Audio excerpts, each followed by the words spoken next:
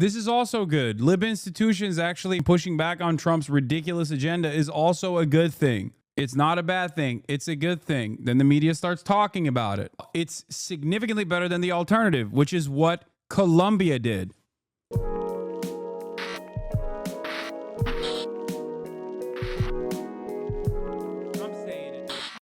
In today's Capitol Close-Up, we welcome Maryland's Democratic Senator Chris Van Hollen to discuss the latest developments. Yeah, I really like what Chris Van Hollen is doing, and I really hope that other Democrats take notice of it and also participate in this.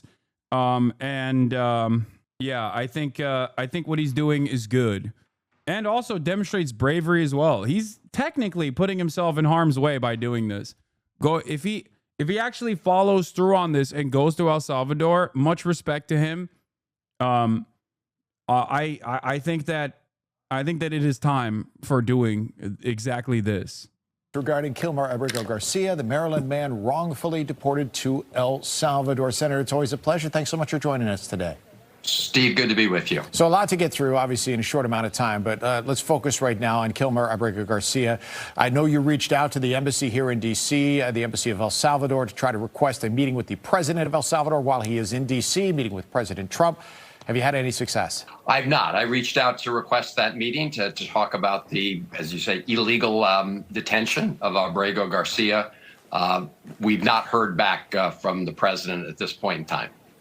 You also mentioned if you didn't hear back, then you'd be willing to go to El Salvador. Is that still the case? Yes, it is, Steve. I'll be going later this week. If he's not released, we still hope that he will be released. But I think it's important that we go to El Salvador to show his family, his wife, his mother, his brother, his kids, that we're not giving up on this because, as you indicated, the Trump administration has admitted that this was done in error. This is the first time I'm not even joking when I say this is the first time I've felt even a modicum of confidence. A modicum of confidence and competence coming from the Democratic Party. Okay? This is what our public servants are supposed to do. They are supposed to uphold the law no matter what. They're supposed to defend their constituents no matter what. Abrego Garcia is a constituent. Okay? This is brave. This is bold. This is what the expectation is from all Democrats. I do not care about his other takes. I don't care about anything right now with the exception of this initiative, okay? He is right. Is the idea that any adversary is MS-13 the American equivalent of they're all Hamas? Yes. I worry they will fumble it like they only care about this case because it breaks the law. No, this is a very, very important thing. This is a very important thing that they're doing. It's a very important step that they're taking, okay? And by the way, this is in some ways not dissimilar to how Doctors Without Borders operates. Like when you're a white guy, when you're a white American citizen, when you're a white man who's an American citizen, for example, you have a certain set of privileges that put you at a higher categorization as a target by any state. Okay, when you're a senator on top of that, you have literally the top level priority. So things that other foreign nations can do to you reflect on America as a whole. Do you see what I mean? He's a congressman. What the? Yeah, no, that's what I mean. Protective presence is what they call it for the olive harvest. This is incredibly important. Like, I think this should be, is your arguments optics, guys? But unironically, because I agree. No, this isn't just optics either. This is putting your body on the line. You're using your privilege as a shield. You're using it at the very least, as a way to refocus people's priorities and attentions to this incredibly unjust deportations regime. Do you see what I'm saying? This is actual action. I think that a competent Democratic Party would quite literally send an entire coalition of people armed to the gills with immigration attorneys and civil rights litigators down to El Salvador on a mission all together, okay, and make themselves impossible to deny, make themselves impossible to avoid. That is precisely what should be happening here. And you can't just send somebody off to a notorious prison in El Salvador and say, whoops, that was a mistake. And that's why the Supreme Court, by a 9-0 ruling, said that the Trump administration had to facilitate his return. So a couple of things. One, to your last point of sending someone to this notorious prison, is it more of an argument in your favor that this is someone who was not necessarily deported, but deported to the prison? How much of an impact does the prison make as opposed to someone being deported to El Salvador? Well, both. I mean, he was here under protective status, and this is why the court, both the federal district court and the Supreme Court, determined that he can't just be essentially abducted from the country, that he gets his due process rights. That's a fundamental value that we have in this country. That's why the courts have been unanimous in their rulings here. So now there's this legal limbo. Yeah, if something happens to a U.S. senator, it becomes an international incident. It reflects poorly on El Salvador, and Trump looks weak if he doesn't respond to any provocations by El Salvador. Exactly. Do you see what I mean? Like, this becomes a major issue of consequence for the Trump administration if, as the American president, he literally lets El Salvador, a much tinier, much less powerful nation, dominate not only American citizens like this, but literally a senator. Do you see what I mean? Do you see what I mean? Nah, they'll just say the senator was a terrorist. No shot. I don't think Americans will stand for it. I disagree that Trump will look weak to his base. He'll just support it. They'll love that a Democrat is being hurt. No. I think you guys are wrong, and I think you're misunderstanding Trump's base in general. Yes, there will be the Asmongold coalition, but they are far from it's an unknown senator. Dude, it's a senator. What are you talking about? Why do you think the cartels don't touch American citizens and literally turn around and apologize when they accidentally kidnap or, God forbid, kill an American citizen? What happens if an American citizen is harmed by any citizen, like a traveler, okay, a tourist, accidentally gets kidnapped by the cartel? What do? They assassinate the cartel members that actually did wrongdoing to the American citizen. Why? Because the American passport is a reflection of American hegemonic power, okay? That's a literal random American that we're talking about. Not every country is like Israel, okay? Israel gets to do whatever the fuck it wants, but other countries cannot get the Israel exemption, okay? You are crazy. This is not Rashida Tlaib either. This is not Ilhan Omar. This is a white guy, dude. A white guy from Maryland. What are you guys talking about? The same principles, the same fundamentals that allow Americans to turn a blind eye to all this injustice because it's happening to brown people, white nativism, white supremacy, is the same principle that will cause them to pay close attention to a white man, senator from Maryland, going to El Salvador. You can't do certain things to a guy like that. I think the old rule set is dead, my guy. No, this will cause tremendous instability, okay? What is happening in chat, by the way? You guys are so pessimistic. Okay, you guys are so pessimistic that you're like, what? What's the alternative? That he do nothing? What is happening here? That Kilmer Garcia is in. The president of the United States is saying he can't do anything about it. It's up to the president of El Salvador. The president of El Salvador said yesterday at the White House he can't do anything about it. He doesn't want to do anything about it. His contention is that this is a Salvadoran citizen who's being held in El Salvador, and he considers him to be a terrorist. President Trump could do something about it, but at this point, he says he's leaving it up to El Salvador. Okay, so that's the backstory there. The Supreme Court said that you have to facilitate this. He's caught in legal limbo right now. So even by going to El Salvador, Senator, what can you do? What plan might be in place now if this is someone who is caught between the presidents of two countries, neither of which is making moves to bring him back to Maryland, your jurisdiction? Well, you can call it legal limbo, or you can call it outright defiance of a court order. And that's what President Trump is doing, is defying a court order. Everybody knows that if he makes a request to the president of El Salvador to bring Abrego Garcia back, that would be complied with. After all, we are paying the government of El Salvador the money to keep these individuals detained. At the same time, the president of El Salvador when he claims he has no power to release him, it's absurd. And this throwing around the term terrorism when this person has never been convicted of crime just shows the lies that we're hearing. I mean, that was just such an outrageous, bizarre episode at the White House the other day, where everyone's sort of saying, you know, I'm not going to let him go. I'm not going to try to let him go. I mean, this is in defiance of a court order. This country has stood for the rule of law and due process. And I'm going to go to El Salvador to try to see Abrego Garcia and also talk about his release. I will point. You underestimate the anger, Hassan. Mike was right. The Democratic base is reaching a boiling point. What are you talking about? This is why I'm saying senators like this and actions that are taken like this is actually a good thing, because it causes people to pay attention to what's going on. What are you saying right now? That this goes along with the anger and resentment and frustration that people experience. This is quite literally the point. And out, Steve, that the Congress has to approve funding. This is infinitely more directionally appropriate than what Cory Booker was doing. Okay.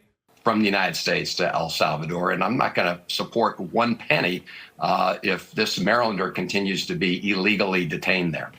Senator, when you're a member of Congress, you have tremendous power. Okay. I know that Donald Trump is actively trying to undermine the legislative body, and the Republicans have actually taken a lot of initiatives in that direction and have successfully undermined the legislative body. But you still have some powers in your hands. Okay. As a senator, you can just get a coalition together and try to revoke any sort of like foreign aid going to El Salvador, for example. Like, these are things that you can advocate for. You can veto the pre-existing aid that's going to El Salvador. You can try and veto Trump's $6 million scheme, for example. Like, there's a lot that you can do. They have power.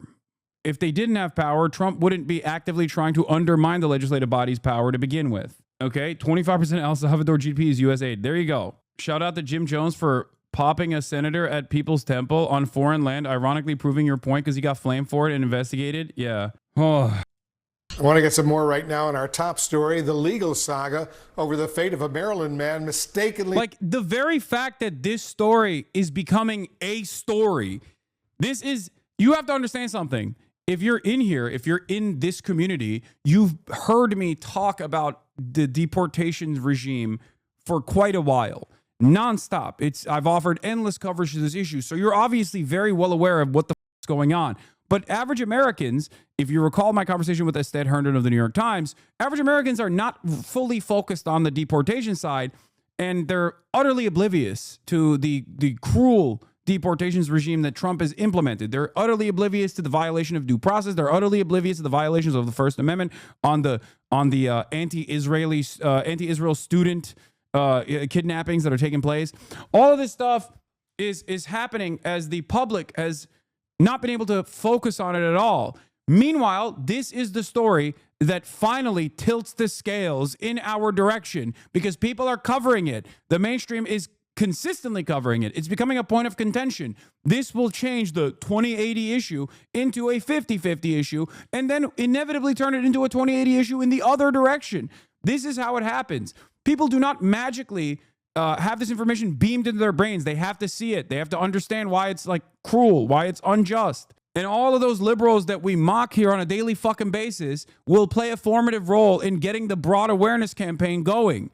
Okay? That's it.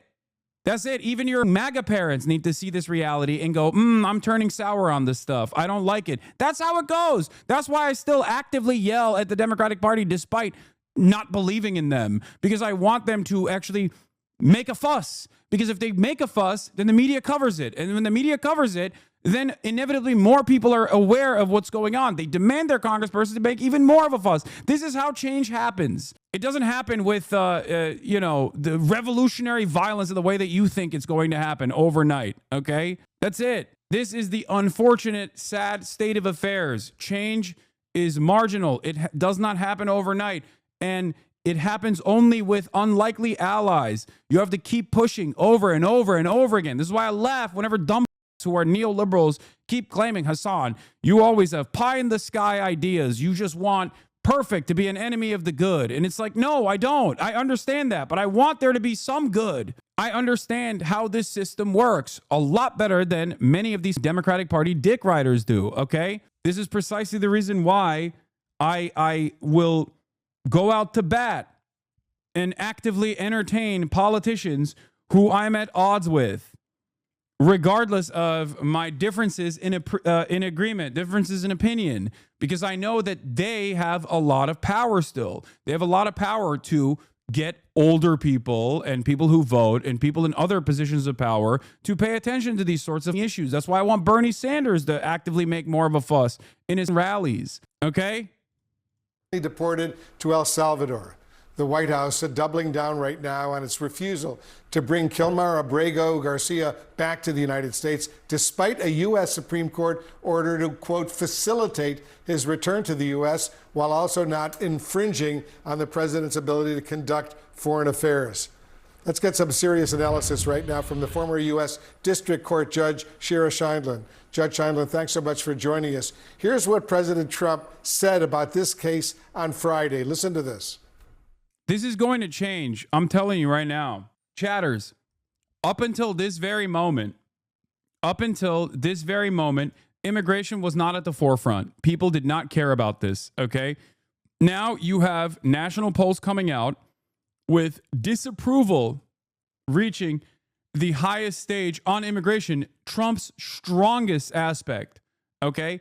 Trump won on immigration, right? Democrats were terrified. Democrats were terrified of what Trump was doing on immigration. They were like, oh, yeah, we're going to be the immigrant deporters, actually. Trump is not serious on immigrant deportation. This is just the beginning. I don't know why people don't trust me when I talk about this shit. I've been doing this professionally for 10 years. It wasn't that long ago when you had liberal wine moms talking about abolishing ICE, dude, under the first Trump regime because they recognized the cruelty, because the media started covering it. They were like, what the are you doing? What do you mean child separation is a deterrence? That's insane. That's torturous. That's not American. That's un-American. People do not pay attention to politics. And a lot of people do not understand the impact of the policies that they're advocating for, okay? People don't care about facts.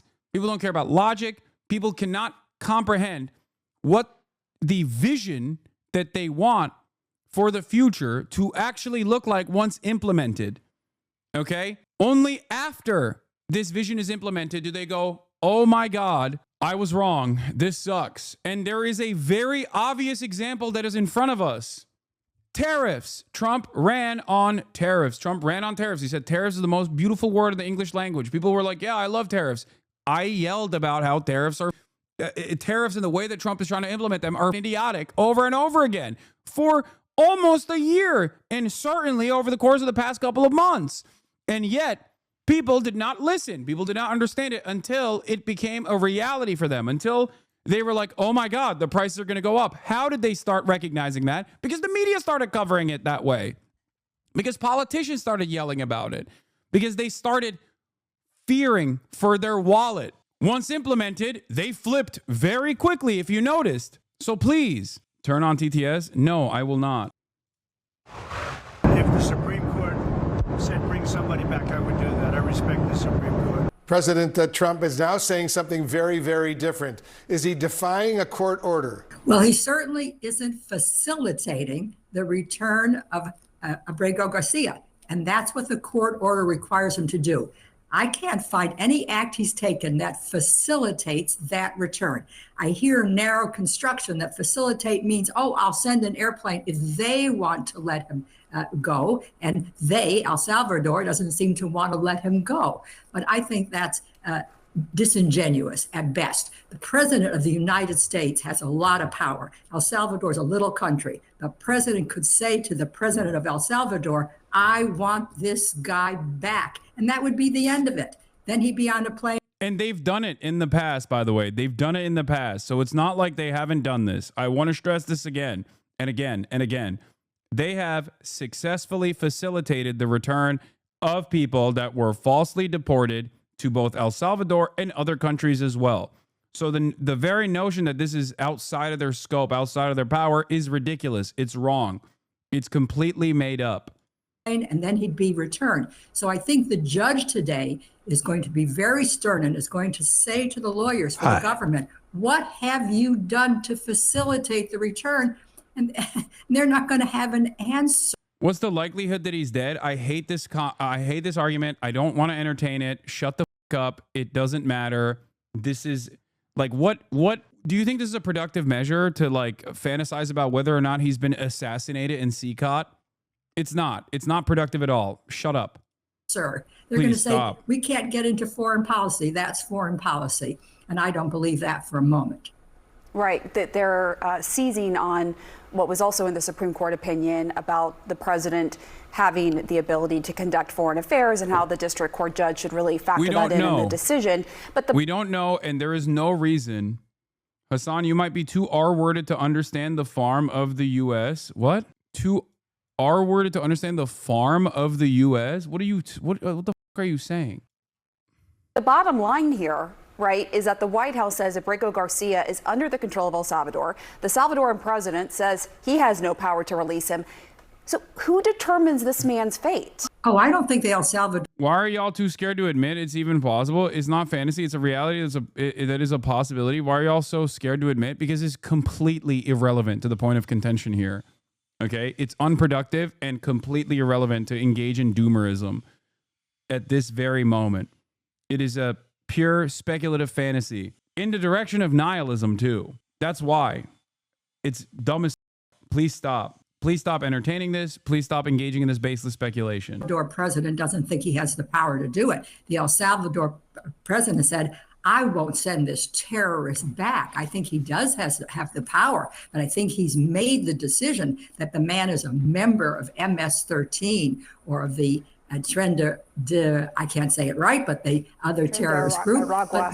Thank you. But the fact is there's no proof at all. There's no evidence at all that he's a member of either. So that seems to be just another excuse. The U.S. has said, we made an error in sending this man out because there had been an order called withholding of removal, which means he can be removed. But he was. So we've admitted an error. We're not telling El Salvador to do it, and we should be. And of course, the El Salvador president has the power to do it if he wants to. But I think he thinks he's working with President Trump to not return this man. So yes, I see it as defiance, and I think the judge will see it as defiance. Then the question is, what can the judge do about it? Is she going to consider contempt proceedings? If she does, and if she holds the government in contempt, that brings it back to the Supreme Court, because there would be an appeal to the Fourth Circuit, then there would be the Supreme Court, and we'd hear from them again as to what's going to happen here. As you know, Judge Sondland, the Trump administration is claiming that the U.S. Supreme Court's ruling only meant they had to remove, quote, domestic obstacles, not that they had to work with the government of El Salvador to try to bring Abrego Garcia home. They seem to be taking advantage of the court's vague language about, quote, facilitating his return. Do you think that argument will hold up? I don't. I think they're trying to spin it favorable to the government. Each side here has claimed a victory, which is kind of interesting, but a 9-0 decision that brought every member of the court together, to me, is very clear. It means he didn't get due process, he has to be returned, and you have to facilitate that return. So I do think that the judge, as I said, will have very little patience for the government's position and will consider what can she do about it? What can the court do?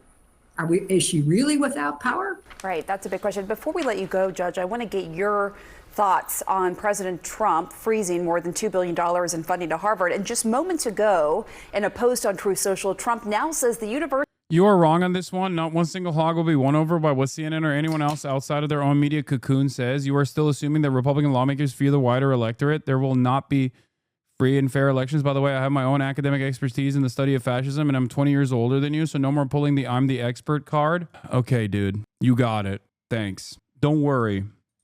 This kind of stuff has the capacity to have the Joe Rogans of the world be moved in this direction against Trump as well.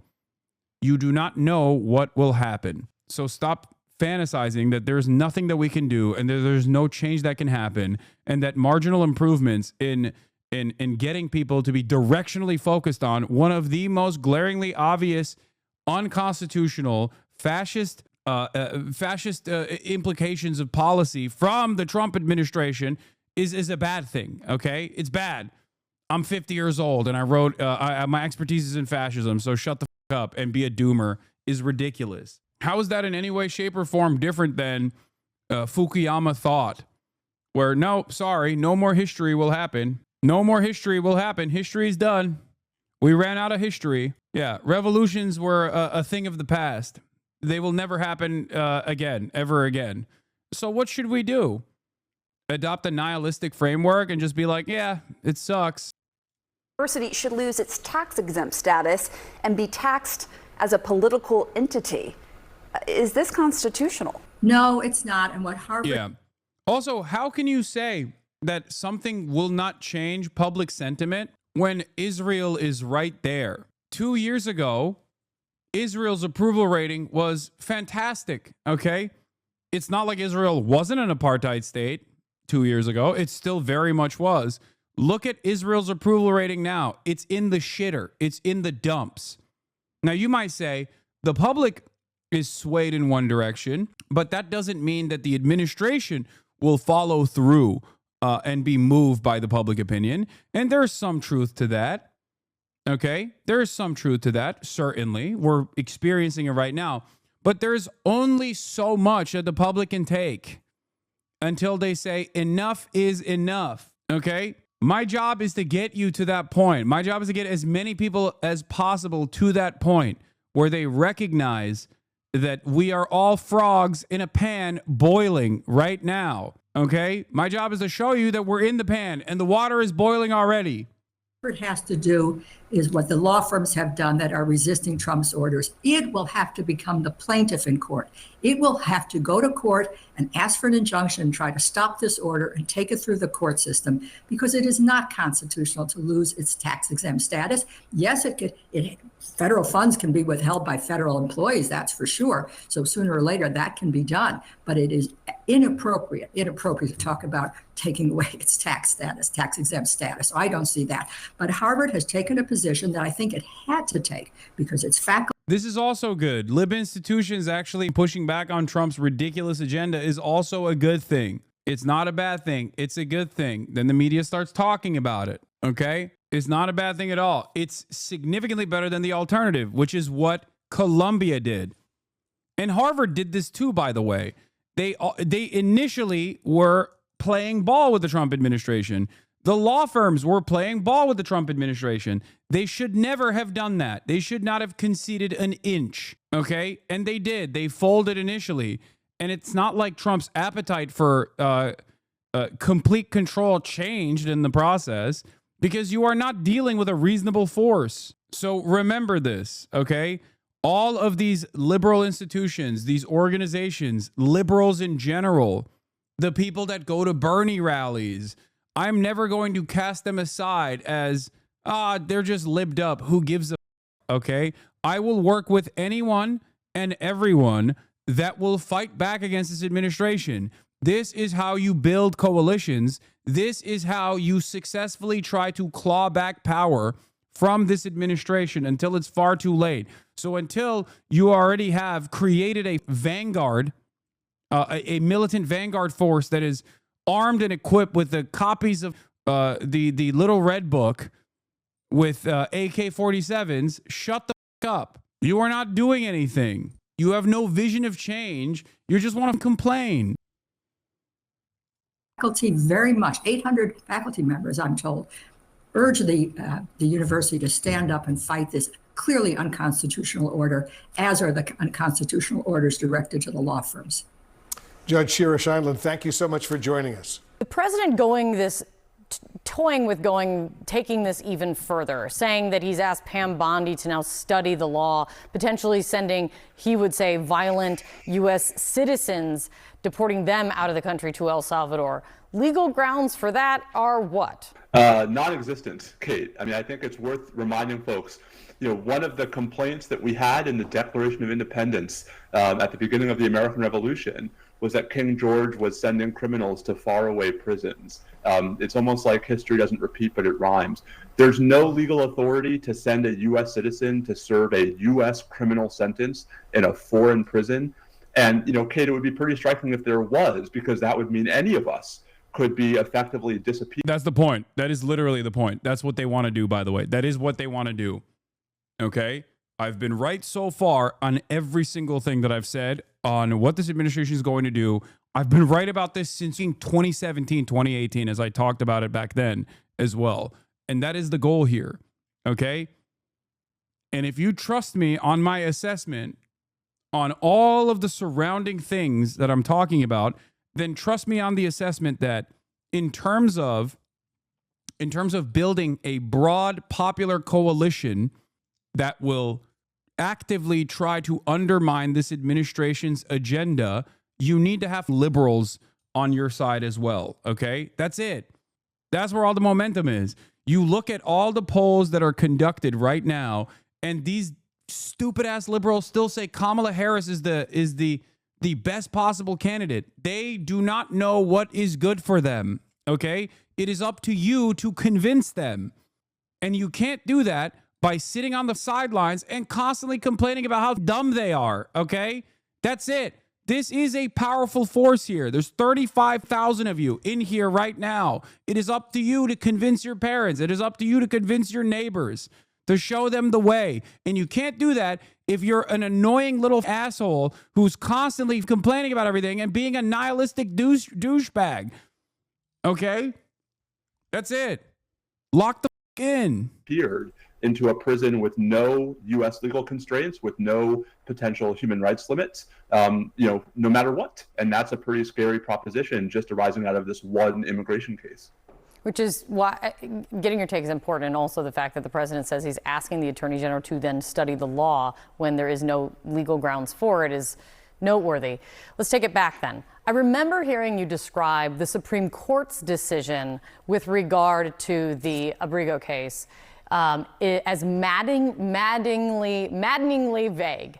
Is that then what's happened now, the necessary result of that vagueness? I mean, is the Trump administration continuing to ignore a judge or a justice's ruling just exactly what they were going to do, given how vague it was? 100%. I mean, Kate, I think a lot of us, at CNN and elsewhere, were saying Thursday night when the Supreme Court handed down its ruling that by switching from what Judge Zenas had done, which was say you must return him by a date and time certain, to this, wishy-washy word facilitate, the court had created exactly this wiggle room. And, Kate, maybe the Supreme Court was hoping that the Trump administration would take the hint that that decision was unanimous and would actually try to exert some pressure, diplomatic pressure, financial pressure on El Salvador to comply. I think we now know, even if we didn't last Thursday, that that's not going to happen. And so to the question of, so what's the next step in court? I don't doubt for a second is going to order the government to take more aggressive steps to facilitate Abrigo Garcia's return, to put diplomatic pressure, to put economic pressure on El Salvador.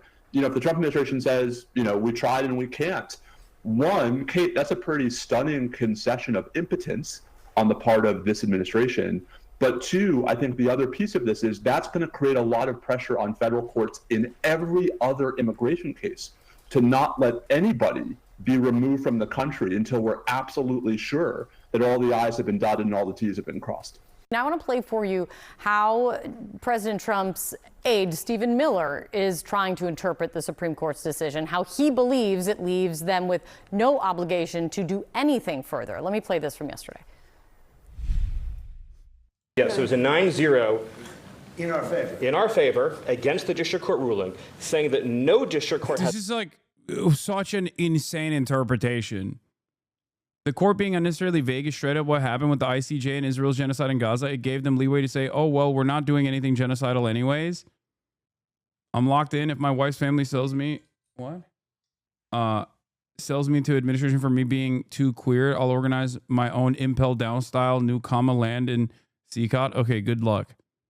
You should meet up and do something with Jean-Luc Mélenchon. He's in the U.S. at the moment. Wait, really? What the fuck is he doing here? Dude, by the way, lying is so OP, as always. Lying is the most OP, okay? Has the power to compel the foreign policy function of the United States. As Pam said, the ruling solely stated that if this individual, at El Salvador's sole discretion, was sent back to our country, that we could deport him a second time. Well, no version of this. Holy shit, look at that. Under Trump, immigration and customs enforcement is becoming the modern-day equivalent of Gestapo and works tirelessly to deport children, doctors, and political activists, not the violent criminals they're supposed to apprehend. As from 2018, this is also an even earlier video that I reposted in 2018. So it's like, it's older than 7 years ago. It's probably 8 years ago, as a matter of fact. The communists, and I did not speak out because I was not a communist. ICE is Gestapo, a state-sponsored law enforcement division created to wreak havoc in our communities, separate families, and punish people, well, overwhelmingly people of color, for the crime of wanting to pursue the American dream. When you commit a crime against this country, enter the country illegally. Look who it is. Look who it is, dude. Obama's favorite Harkonnen, melted candle wax piece of shit, Tom Homan. You should be worried. ICE terrorizes your neighbors with its indiscriminate exercise of force and has less to do with violent criminal apprehension than ever before. You don't target jaywalkers when you're trying to end violent crime, so why do ICE targets range from teenagers in middle school to little girls with cerebral palsy on their way to the hospital? And no, I didn't misspeak. ICE literally apprehended a child with cerebral palsy. A 10-year-old girl with cerebral palsy faces deportation after her ambulance was stopped at an immigration checkpoint while on her way to get emergency surgery. Do you feel safe? I feel much safer knowing that this criminal is getting deported. Then they came for the socialists, and I did not speak out because I was not a socialist.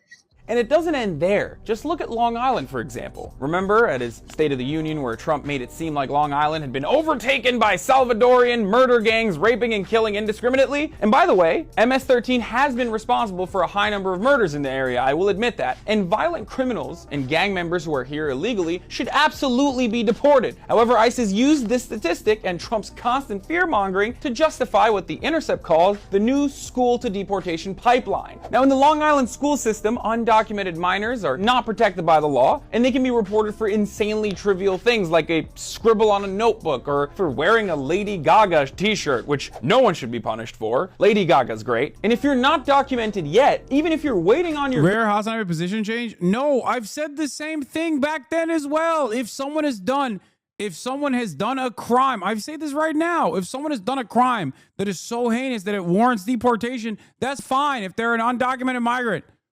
As long as there's due process and as long as it is appropriate to do so.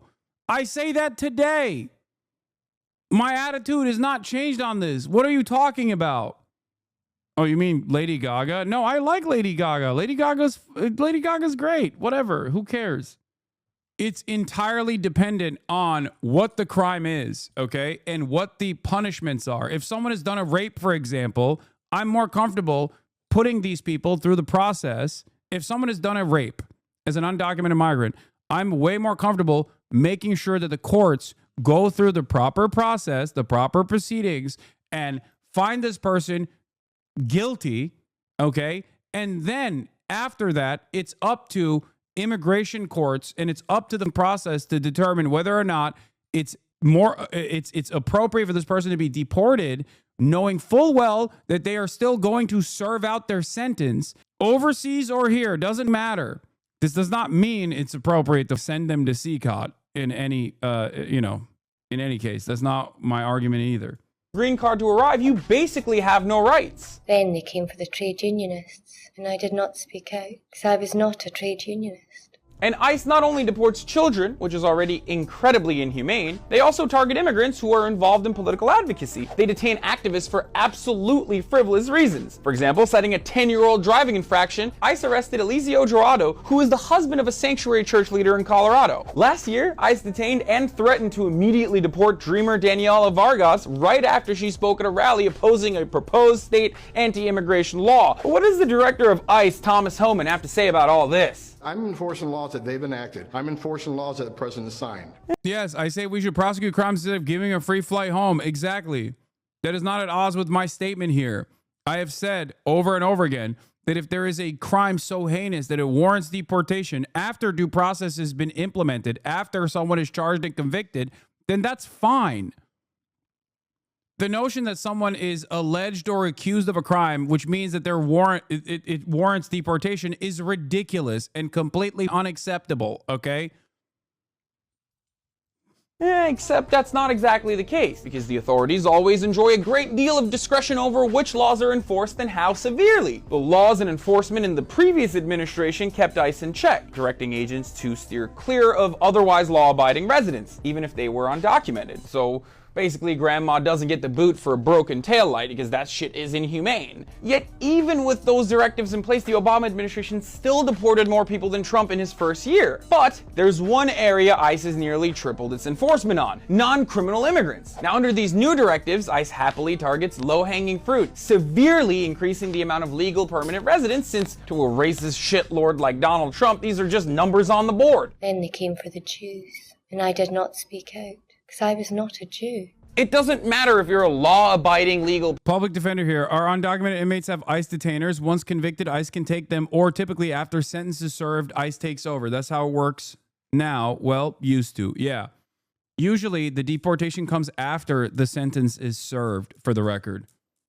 Permanent resident. Even if you're here legally and ICE doesn't like your tone, or if you have a tiny smudge on your record, they will target you for deportation. It doesn't matter if you were brought here at the age of 1 and 29 years later your 5-year-old son is battling leukemia. ICE will first tell you you're not a priority when you submit an application for sanctuary, then they'll detain you years later. No one is safe. Community leaders and business owners of immigrant backgrounds are subjected to intense scrutiny and get detained. Even doctors aren't safe. A doctor has been arrested, detained by ICE after living in the U.S. for nearly 40 years. This guy escaped Poland at the age of 5 and was a legal permanent resident for 40 years. He was nabbed for 2 crimes committed in '92 when he stole property worth under $100, and then he broke property over $100, and the offenses were later expunged from his record anyway. But that didn't stop ICE from deporting him. Then they came for me, and there was no one left to speak out for me. Now, I know I'll be criticized up and down for this comparison I've made linking ICE to Gestapo, but it's one that you have to understand. Yes, ICE isn't rounding up immigrants to gas them to death, but that's not how the Gestapo started off either. We live in a time when ICE is actively trying to become a U.S. intelligence agency to get warrantless surveillance powers. History is riddled with examples of horrific, inhumane abuses perpetrated under the veil of following and enforcing the rule of law. Don't forget that Gestapo was also enforcing the laws of their land at that time. Laws of the land change with time and progress, and it's up to us to stand for that change we want to see. It's probably why Holocaust expert Robert Galatly described the Gestapo as a reactive organization which was constructed within German society and whose functioning was structurally dependent on the continuing cooperation of German citizens. So if Americans want to stop our very own... God, being a socialist political commentator is just relitigating Groundhog Day. I feel like I have spent the last decade just repeating the same points over and over again to, albeit an increasingly larger and larger audience. But sometimes I think about how insane that is. Because this video, with the exception of me being like much younger, is almost damn near verbatim identical to everything that I say right now. That's why whenever people ask me like, oh, how, like whenever journalists or media people ask me like, how do you do commentary in real time so fast without like an entire team of producers? I'm like, because the issues haven't changed. I've done the research for the past 10 years. I've flushed out the talking points for the past 10 fucking years. And considering that in the past 10 years, nothing has changed and things have only gotten worse for the exact same issues over and over again. My commentary hasn't changed in the past 10 years. This is why I also laugh when people say I'm a grifter, or, you know, laugh when someone who started entertaining the notion of like right-wing reactionary politics because it became fashionable, because they can gain prominence off of it, comes around and says like, I'm a drama slop tuber and I think Hasan is stupid. He's a doo-doo head. He doesn't know anything he's talking about. It's like, dude, what are you talking about? Own modern day incarnation of the Gestapo. It's up. There is not a lot of commentators you can point to in any sector, as a matter of fact, that has this level of consistency. Up to us to speak up. It's up to us to speak out and resist. I'm Hasan Piker. Please share this video. Anyway, here, you can show this. It's a short video from literally, I think it initially was from 2017, but you can show this. I want to be wrong. I've never brought up my own area of academic study until today because it's coincidentally relevant to this one specific area. It was not some ego thing. It is also the first time I can recall I've truly believed that you are mistaken. My point is made in good faith. I repeat, I want to be wrong about this. Okay. There is, given my role here, there is no reason for me to push people to succumb to reactionary nihilism. Okay? Especially when things are moving in that direction. Here's Senator Chuck Grassley, okay, one of the most right-wing, oldest Republicans in Congress. I think he might be literally the oldest, having an exchange with constituents on immigration and border security. Border security? Yes. I believe very strongly in my Christian faith. I preach on Sundays. Oh, it's coming up as the next video. Oh, look at that.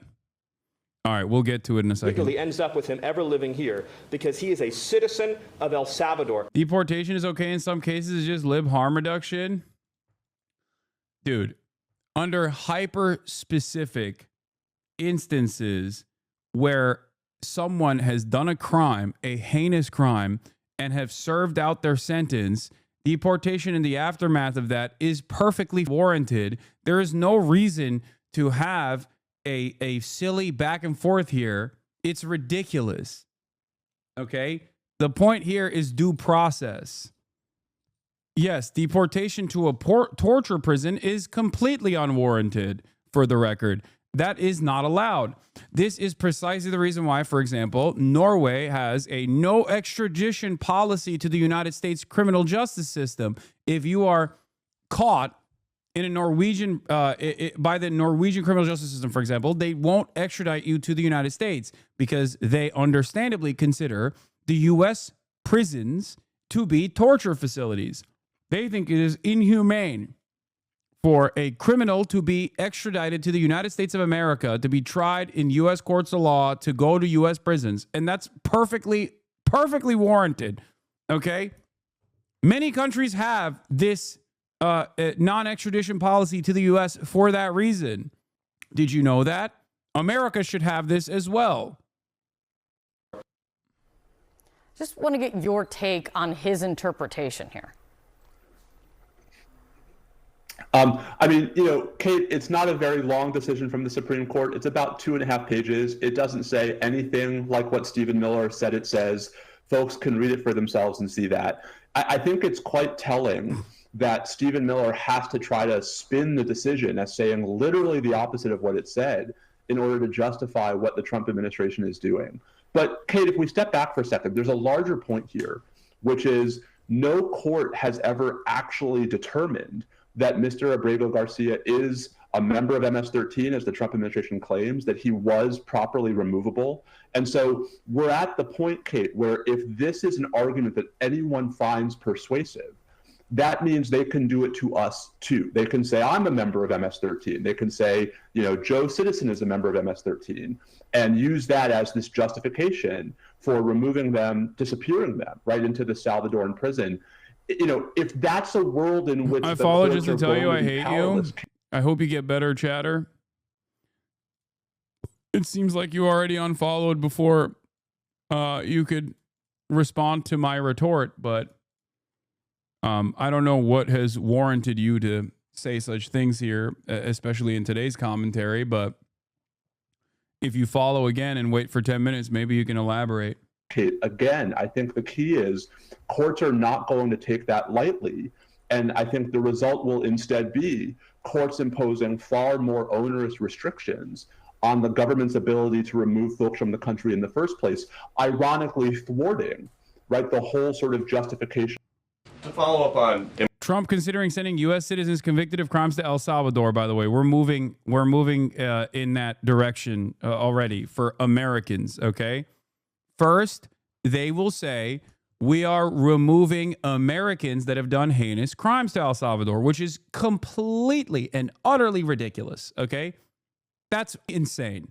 Then anyone and everyone that they consider to be a terrorist for political dissidents, for example, will also be removed there. And once they've already decided that you are removable to El Salvador and there's no way of extracting you back, it's done. It is de facto an exterminationist policy. It is a prison. It is a slave labor camp. It is a place where you will be disappeared to with seemingly no way of retrieval. Do you understand that? Do you understand how psychotic that is? Wild that we are in the third month of the Trump administration and we're already entertaining this. Logs, please, logs. Long-time member, I struggle to speak up lately because I'm also vulnerable under the admin. I'm not sure what to do. Be safe. Immigration. Deporting American citizens to Central American prisons. Is it legal, or do you need to change the law to do it? Well, it's another question that the president has raised. It's a legal question that the president is looking into. And he talked about this yesterday when with his meeting with President Bukele in the Oval Office. He would only consider this, if legal, for Americans who are the most violent, egregious, repeat offenders of crime who nobody in this room wants living in their communities. Hasan Reaction is one of the best ones in the React channel.